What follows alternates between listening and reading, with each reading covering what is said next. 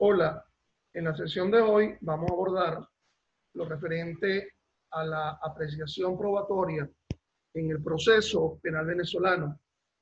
Quien les habla es el profesor Ángel Serpa Aponte y esta clase está dirigida fundamentalmente a mis alumnos de la Universidad Central de Venezuela de la asignatura práctica 3, práctica de Derecho Penal, y al público en general.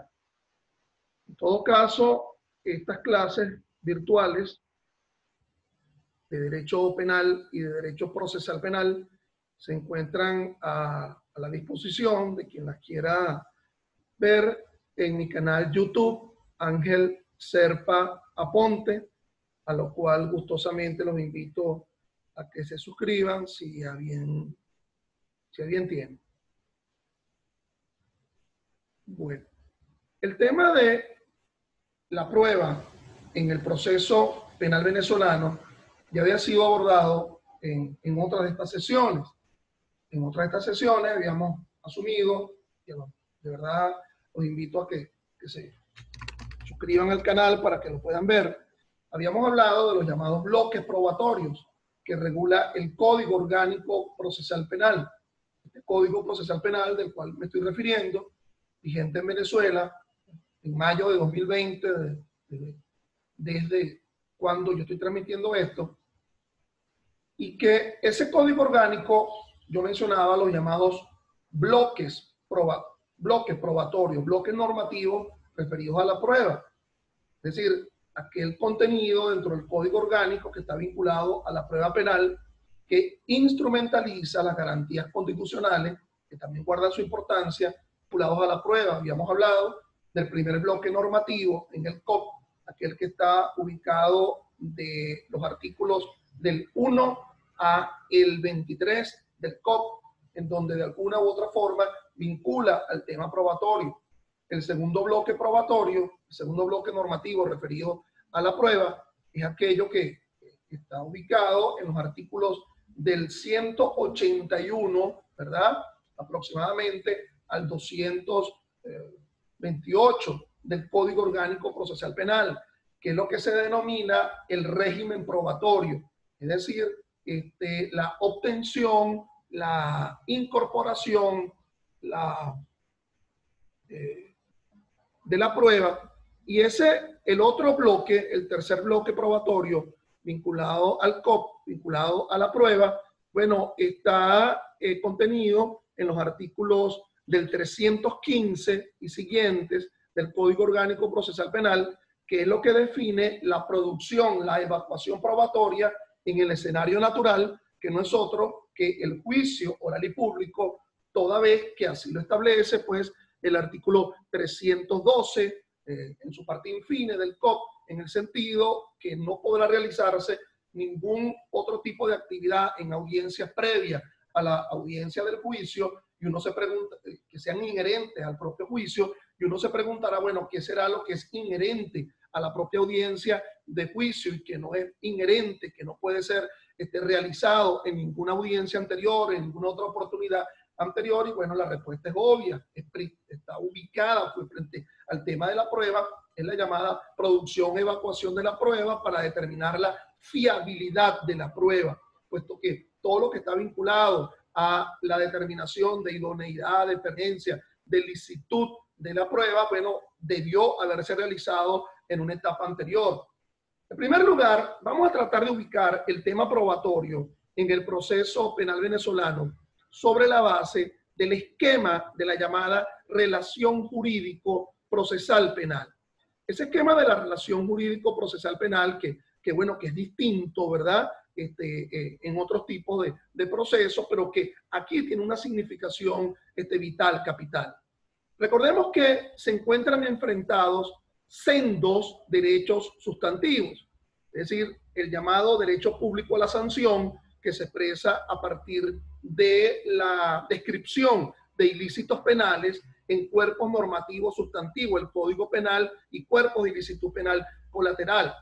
Ese derecho sustantivo a la sanción que se le ha otorgado al poder público a lo largo de la historia, por lo menos para el enjuiciamiento de delitos de acción pública se enfrenta a otro derecho sustantivo en cabeza de otro sujeto, ¿verdad? Que sería, bueno, obviamente el procesado, el encausado. Él tiene como derecho sustantivo el que se le reconozca la llamada presunción de inocencia, pero que vamos, que esa presunción de inocencia también de alguna forma se ve afectada, aunque no haya sido desvirtuada totalmente en el desarrollo del proceso, a través del llamado, la afectación, la aflicción, del llamado ius libertatis. Buena parte de ello está la llamada privación preventiva de libertad, que aunque no se desvirtúa la condición de inocente a alguien, que solamente va a ocurrir cuando se dicte una sentencia condenatoria sobre la base de una probanza, bueno, no es baladí, no es de poca monta indicar que en el desarrollo del proceso por lo menos un rasguño a esa presunción de inocencia ocurre con la llamada prisión preventiva de la libertad, que se supone que es instrumental, que no es el fin en sí mismo, pero que está presente en el proceso penal de una forma distinta a como lo pudiera estar en otro tipo de proceso. Entonces, esos derechos sustantivos requieren un nivel de articulación, requieren un nivel de ejercicio. Es decir, esos derechos sustantivos los coloco acá como derechos subjetivos porque están en la cabeza de alguien, de sendos sujetos. Pues. Bueno, igualmente, sendos, uno por cada uno. Entonces, por cada uno de estos derechos sustantivos nos vamos a encontrar a su específico derecho adjetivo. Si se supone que existe el derecho a la sanción porque se describe formalmente en delitos, conductas disvaliosas que han sido realizadas, bueno, entonces es necesario que alguien se tome el esfuerzo de accionar. Es decir, no es porque se encuentre descrito en un código penal que ya se encuentra automáticamente accionada, incoada la acción. Entonces, ese derecho a la acción es distinto al jus puniendi, cuando se denomina el derecho a la sanción, eso implica un correlato de que alguien ejerza la acción. Por otra parte, en lo que atañe a la llamada presunción de inocencia, bueno, se supone que ese que es presunto inocente se defenderá pues, en el proceso, pero a veces esto no ocurre. Es decir, es necesario que se verifique la existencia de estos 4 derechos en un proceso, que sería el escenario natural en donde se iría a verificar, bueno, si tienes el derecho a la sanción, si tienes el derecho a la acción, si tienes el derecho a la presunción de inocencia o si tienes el derecho a la defensa.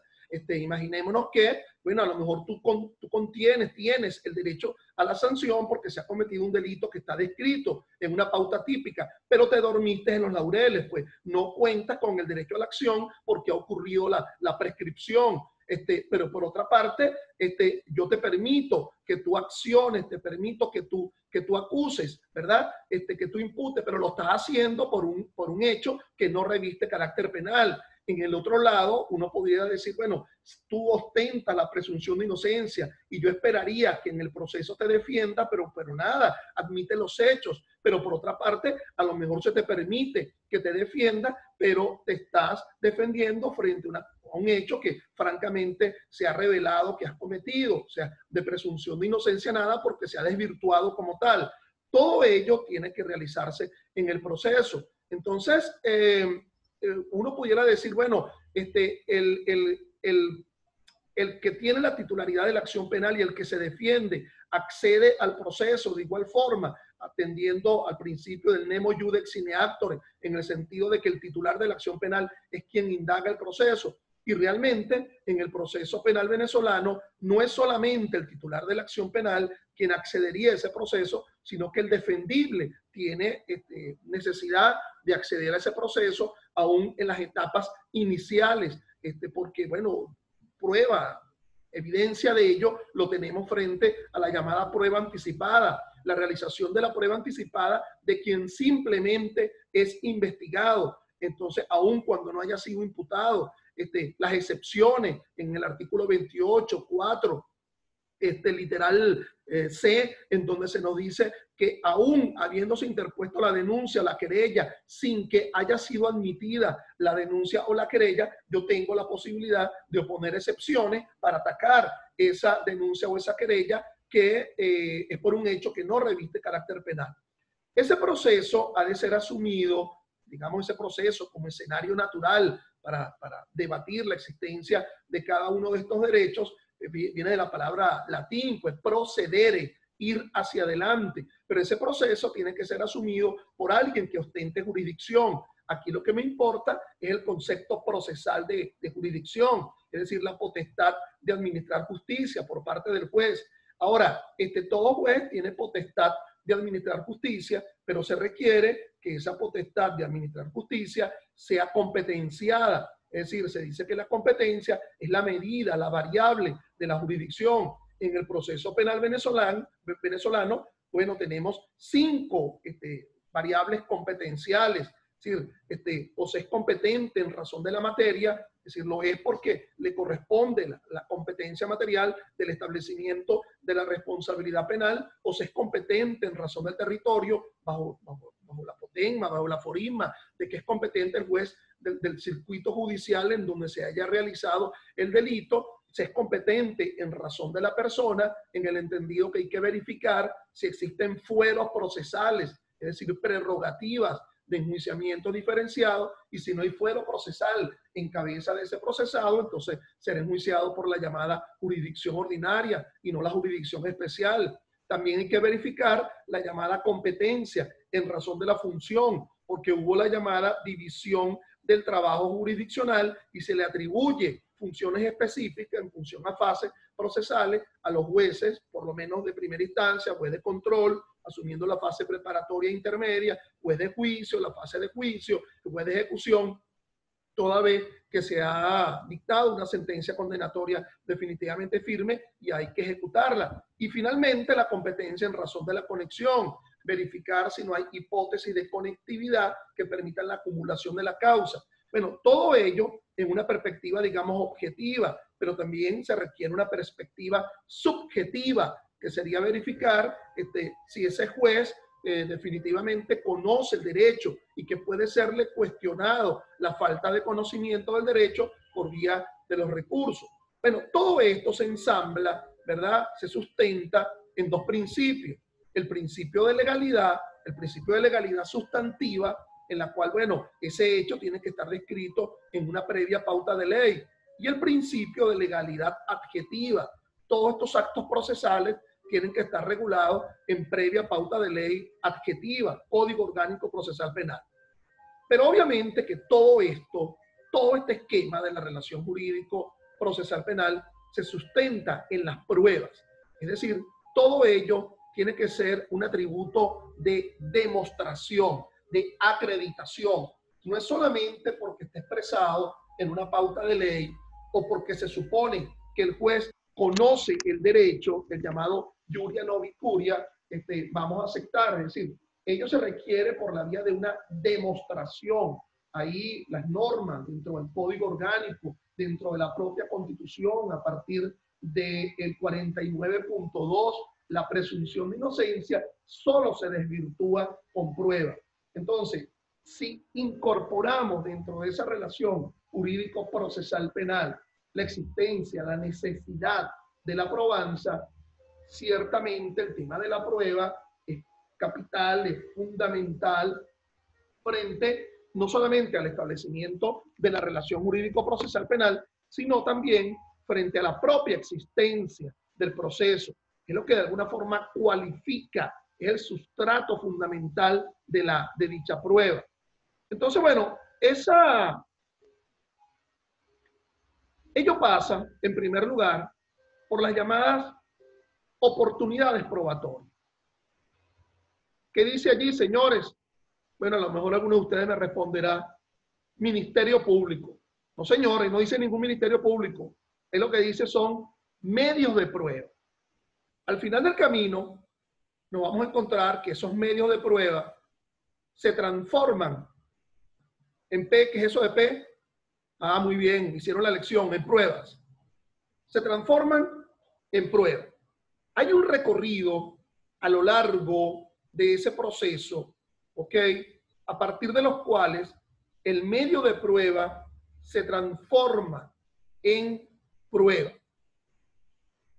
Esto pasa también por una, digamos, acepción semántica.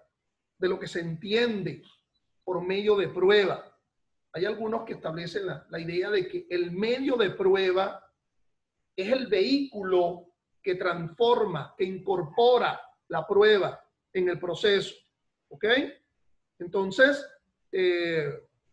un medio de prueba, por ejemplo, podrá ser la declaración, pero vamos a ver si esa declaración al final del camino se transforma en prueba, porque a lo mejor ese que declara, siendo testigo, no dice nada con respecto al hecho o su circunstancia.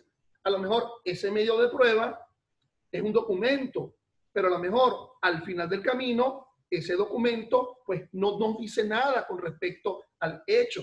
Entonces, eso es una manera de visualizar el tema de medios de prueba. ¿Ok? Entonces, hay que ver en el desarrollo de ese proceso, hay que verificar en el desarrollo de ese proceso si ciertamente ese medio de prueba pues se transforma en prueba conforme a las pautas que establece el Código Orgánico Procesal Penal. Mis amigos, para que se dé este camino, esto es lo que el COP establece como las vías jurídicas para encontrar la verdad. El 13 del COP me habla de la llamada verdad material. Esa verdad material que se reconstruye dentro de un proceso. ¿Ok? Hay un gran procesalista, Carneluti, que escribió un famoso ensayo que se llama El juez y el historiador, en el cual él de alguna forma equipara al juez con un historiador. Digamos que el historiador nunca ha presenciado el hecho sobre la cual diserta, sobre la cual realiza una labor historiográfica. ¿Ok? No lo ha presenciado, ocurrió en el pasado. De igual forma que el juez que va a establecer, va a verse convencido sobre la base de lo que otro le prueba, en principio no ha asistido al hecho del cual se deriva el delito por el cual tiene que establecer la llamada verdad material. Entonces, bueno, vamos a hacer un parangón. ¿Ok? Por ejemplo, en la ciudad de Capaya, Estado Miranda, finales del siglo XVIII, allí se encuentra documentalmente en las actas bautismales de la iglesia de Capaya que una señora llamada María Antonia Bolívar fue madrina de un niño que nació el 23 de julio del año 1783. Y después aparece esa misma señora dando a luz en Caracas a un niño el 24 de julio de 1783. Eso lo reseña el historiador que fue a la iglesia de Capaya y entonces encontró en las actas bautismales esto y fue aquí a las parroquias caraqueñas y encontró ello en el ámbito documentalmente. Entonces, bueno, lo demás era una conclusión. ¿Será posible que una mujer en estado de gravidez haya podido estar en Capaya, Estado Miranda, el 23 de julio de 1783, siendo madrina de una niña, de un niño que nació allá, y al día siguiente pudo haber estado en Caracas? Un día después, el 24 de julio de 1783, parece un poco improbable. No sé los mecanismos de transporte que podrían haber existido en esas 2 décadas finales del siglo XVIII. La conclusión, bueno, sería que Bolívar, el libertador, ¿verdad?, que se dice que nació en Caracas el 24 de julio de 1783, no pudo haber nacido en Caracas, sino que nació en Capaya. Eso sería la conclusión. Bueno, eso es para una obra historiográfica, pero lo que compete al juez, bueno, también es sumamente importante. Y si es en el ámbito penal, él va a derivar conclusiones sobre la base de una demostración, pero nada menos que el tema de la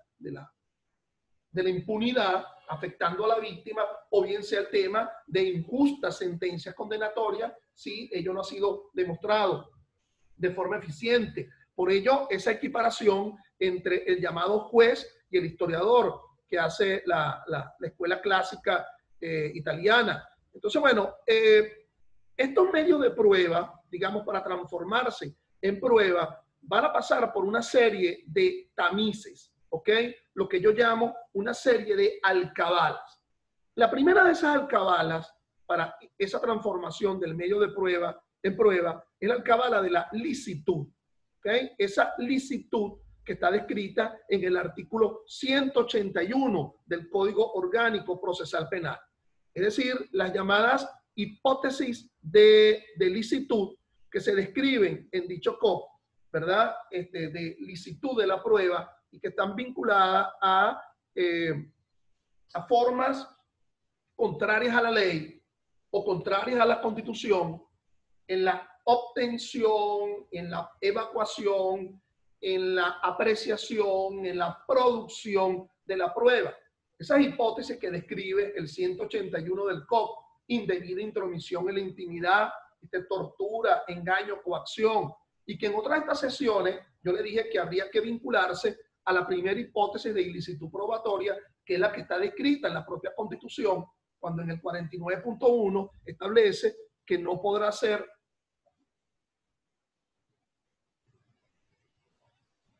obtenida una prueba en violación al debido proceso, es decir, en violación de cualquiera de los derechos que conformen a la garantía del debido proceso, juez natural, derecho a la defensa.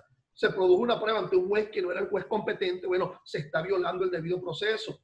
Se produce una prueba afrentándose el derecho a la defensa, porque en ese acto probatorio del cual se pretende derivar una demostración, estuvo presente el imputado y no tenía a su lado a su defensor, bueno, se está violentando al debido proceso. Entonces, esa hipótesis de ilicitud que maneja el 181 del COP. Por cierto, que estas hipótesis de ilicitud que maneja el 181 del COP atienden al resultado, ¿ok? A un resultado ilícito. Pero la teoría, la doctrina internacional, la jurisprudencia internacional, muchos dirán, gracias a Dios que por lo menos no se ha visto en el ámbito nacional, se hace una pregunta. Si la ilicitud es solamente frente al resultado o también hay que verificar si se tuvo la intención ilícita en la obtención de la prueba que después resulta ilícita. El tema de la intención. Si la intención juega un papel fundamental, nada menos que para el establecimiento de la responsabilidad penal, porque se habla de la necesidad de la probanza de la culpabilidad sobre la base del 61 del Código Penal, no puede estar desdeñado, echado de menos en la realización de actos procesales, saber el propósito, la finalidad que se tuvo frente a un determinado acto procesal, en nuestro caso, de un acto probatorio. Me voy con 3 ejemplos, a ver si me hago entender. El bombero que ingresa por una escalera para apagar el fuego en una casa, bueno, y rompe las ventanas y encuentra en esa casa, en ese sitio donde va a apagar el fuego, que se evidencia las resultas de un delito. Ve a alguien, la mujer muerta y el que la acaba de matar a su lado con un arma, ve una cantidad de bienes receptados, aprovechamiento de cosas provenientes del delito, ve una cantidad de droga. Mira cómo ingresó él, nada menos que con escalamiento y con fractura. Subió por una escalera, una vía no usual, y fracturó una ventana para poder entrar. Pero su propósito no era un propósito de obtención probatoria, era un propósito de apagar el fuego. Vámonos con un segundo ejemplo. Bueno, el policía que está persiguiendo a otro que acaba de cometer un delito, se percibe la comisión de un delito y no tiene un vehículo para poderlo seguir persiguiendo, y entonces ello conduciría a una impunidad, y de repente ve un carro, ¿verdad? Un taxista, qué sé yo, y apunta al taxista y le dice, bájate del vehículo, a los fines de seguir persiguiendo al otro. Y entonces, bueno, lo saca del vehículo y continúa persiguiéndolo, y se voltea y encuentra que detrás del carro, nada menos y nada más, está una cantidad de droga, está alguien muerto. Entonces, bueno, él obtuvo esa prueba no con un propósito de irla a obtener, sino con el propósito de reprimir otro delito, y allí lo encuentra. Sorpresivamente no tuvo la intención. Vámonos con un tercer ejemplo para ir incrementando las hipótesis. Bueno, nada menos y nada más que el ladrón que en descampado, en nocturnidad, ve una casa, un inmueble, y entonces intenta ingresar a esa casa y lo hace por fractura, lo hace por escalamiento, con el propósito de hurtar exclusivamente. Y cuando fractura o ingresa por escalamiento, bueno, nada menos y nada más que encuentra la comisión de un delito que otro ha cometido allí, pues encuentra de verdad el mismo ejemplo, el dueño de la casa acaba de matar a otro allí dentro de la casa, bueno, encuentra una cantidad de drogas, encuentra bienes receptados. Imagínate que su propósito para ingreso de esa casa era un propósito ilícito, era nada menos que hurtar, lo cual está proscrito pues por nuestros códigos penales, 451 y siguiente del Código Penal, pero el encuentro de esa prueba de otro delito no estaba en su finalidad. Es decir, estas hipótesis de alguna forma pueden ser satisfechas con algún tipo de institutos que se encuentran en el ámbito procesal, por ejemplo, la llamada delación en el último caso, la flagrancia en el segundo caso, ¿ok? Entonces, el tema de la licitud también pasa por, de la licitud de la prueba, pasa por verificar la existencia de la intención o no en la admisión de la prueba. De allí han surgido muchas teorías en el ámbito procesal foráneo, por ejemplo, la teoría de la llamada, es decir, la llamada prueba intempestiva, ¿ok? La teoría del encuentro sorpresivo, que de alguna forma morigeran esta noción de la ilicitud probatoria. Pero obviamente, mis amigos, que no basta exclusivamente con que la prueba sea lícita, porque pudiera ser muy lícita, pero no ser fiable. Hay que pasar por otro tipo de alcabala, ¿ok? Esto lo denomino yo como especie de tamices, ¿ok? Ustedes saben, los tamices por la vía de la tela metálica, en la cual pudiera una tela de alguna forma permear, seguir permitiendo que permee pues, esta relación para transformar medios de prueba en prueba. Esto se me parece mucho, ¿verdad? Y me perdona mi referencia a lo pictórico, a estos dos grandes pintores venezolanos, por ejemplo, Michelena y Reverón. Los cuadros de Michelena, bueno, se dice que está dentro de un estilo romántico, ¿verdad? Pero son casi una fotografía, son una cosa, por ejemplo, el famoso cuadro del niño enfermo, no sé si alguno de ustedes lo ha visto, en la cual es casi toda una novela, se desarrolla en un solo cuadro, ¿ok? Entonces, bueno, está el niño acostado en la cama, el padre muy dubitativo, el médico diciendo, mire, si pasa esta noche, entonces, bueno, el niño se salva, la hermanita compungida y un rayo de luz que entra ahí por la ventana.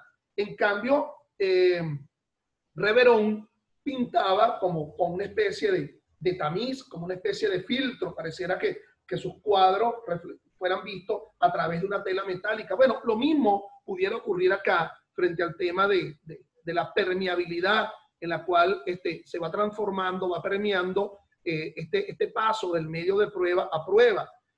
El segundo de esos tamices, el segundo de esas alcabalas para permitir ese paso del medio de prueba a prueba, transformar esa especie de alquimia jurídica en la cual transformamos un medio de prueba en prueba. Recuerde que la alquimia era como en la Edad Media se podía hacer oro a partir de otros tipos de elementos químicos. Es la llamada necesidad. Es decir, eso de ser útil para el descubrimiento de la verdad, el principio de necesidad probatoria. Hay dos principios de necesidad probatoria. Hay el principio constitucional de la necesidad probatoria, ese que se ubica en el artículo 49.2 de la Constitución. O sea, para que se desvirtúe la presunción de inocencia, es necesario que sea con prueba. Y el llamado principio procesal de la necesidad probatoria, en el sentido que el hecho objeto del proceso necesita ser probado. Y ese hecho objeto del proceso que necesita ser probado será con las pruebas que se establezcan, que se ofrezcan en la acusación. A ver, hay una entrelínea, como en los contratos, se lee entrelínea con la acusación. Cuando el fiscal presenta la acusación, él de alguna forma está afirmando que él considera, él está convencido que ese hecho se refiere a un delito, conforma a un delito, pero que además ese que es acusado se le atribuye ese hecho, pero además está indicando al ofrecer las pruebas, pero estoy admitiendo que yo estoy convencido, pero que yo necesito probar esto en un juicio. Es decir, el principio de necesidad, yo necesito convencer a otro. Ese principio de necesidad que se ubica en lo que establece el artículo 182 del Código Orgánico Procesal Penal, bueno, tendría dos grandes excepciones, ¿ok? La excepción es el llamado hecho notorio. Ese hecho notorio que ya se incorporó en el artículo 182 del Código Orgánico Procesal Penal. Es decir, hay un hecho, hay una notoriedad de un hecho que se asume colectivamente, ¿ok?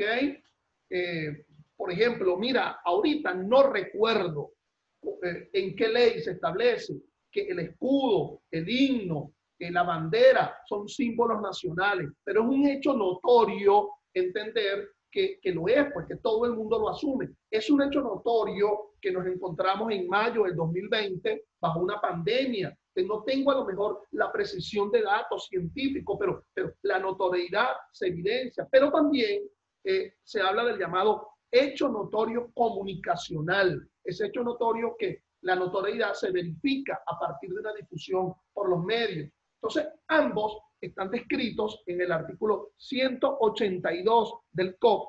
Ese artículo 182 del COP que de alguna forma lo que hizo fue incorporar lo que surgía en una sentencia vinculante de la Sala Constitucional del Tribunal Supremo de Justicia sobre el hecho notorio y que fue publicada en la Gaceta Oficial 37.878 del 12 de febrero de 2004. Pero ojo, la existencia de un hecho notorio no te exime a que por lo menos lo argumentes, no lo podrás, o sea, no lo probarás porque es notorio, pero tendrás que decirle al juez, apelo a la notoriedad del hecho a los efectos de que este juez se vea convencido sobre la ocurrencia del hecho. O sea, no puede ser dejárselo solamente a la pauta oficiosa del juez, que el juez oficiosamente incorpore el hecho notorio.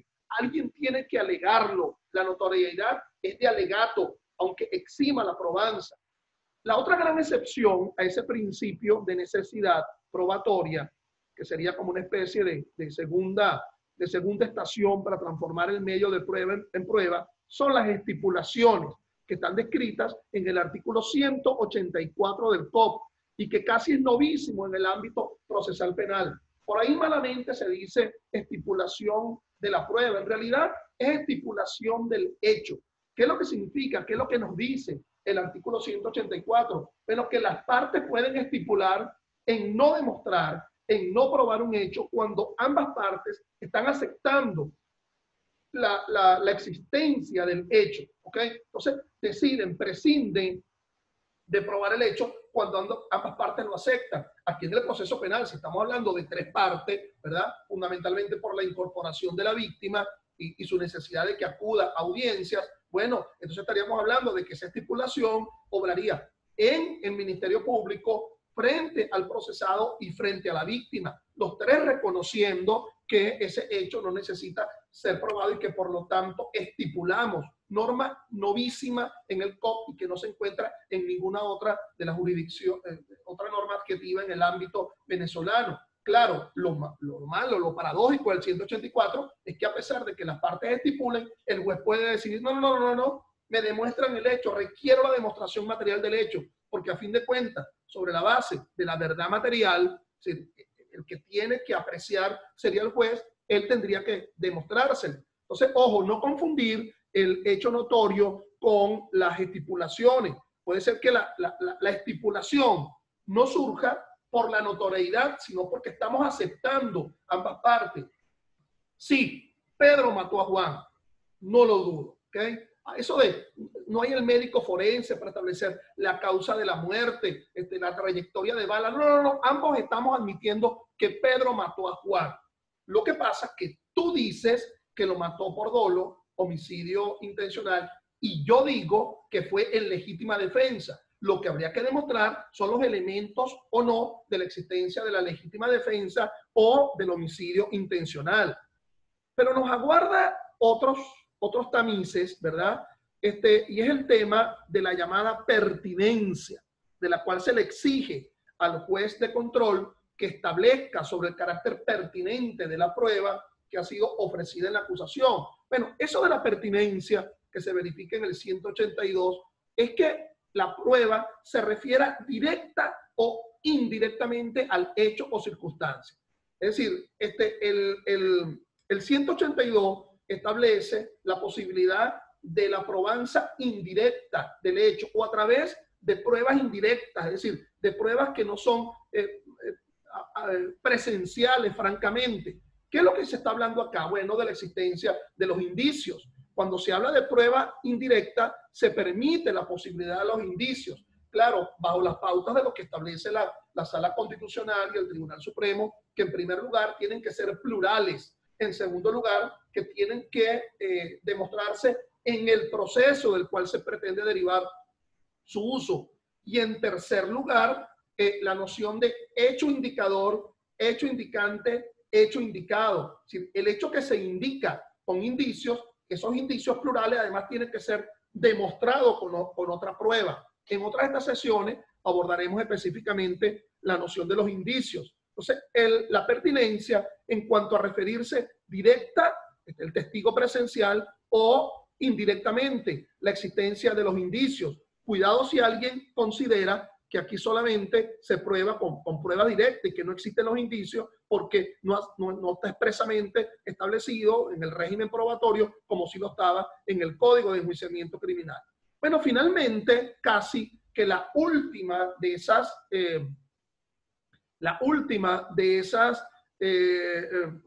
tamices que tienen que verificarse para transformar ese medio de prueba en prueba es la llamada idoneidad. Y fíjense que lo estoy colocando con P. Es la aptitud demostrativa que tiene un determinado medio de prueba. Por ejemplo, un sordomudo no podrá demostrar intensidad de un grito, ¿verdad? Alguien que es daltónico no podrá demostrar, por ejemplo, la existencia de colores y lo que se trata es de verificar cómo estaba vestido el procesado.